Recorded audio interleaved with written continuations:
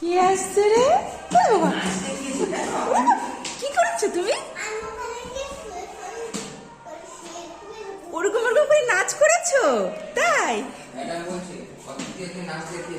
তাই আজকে teachers day নাচ করেছো তুমি?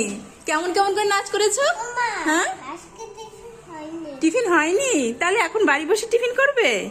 আচ্ছা, কেমন করে নাচ করেছো? কি গানের সাথে? কি গানের সাথে? ফুলে ফুলে ওরকম করে বন্ধু নাচ করেছিল সৃজা? হ্যাঁ, সৃজার মা তো বললো আমাকে যে আজকে সৃজা নাচ করবে, অদ্বিতীয়া কি নাচ করবে। আমি বললাম, কি জানি, অদ্বিতীয়ার মুডের ওপর। তারপর সবাই হাতে তালি দিয়েছিল, ভালো বলেছে। ওই বন্ধুটাও? ঠিক আছে, শোনা আসো আসো, এই তো এরকম করে নাচ। তাহলে পুজোর সময় কি করবে? পুজোর সময় ওই যে ওখানে পুজোর সময় নাচ করবে?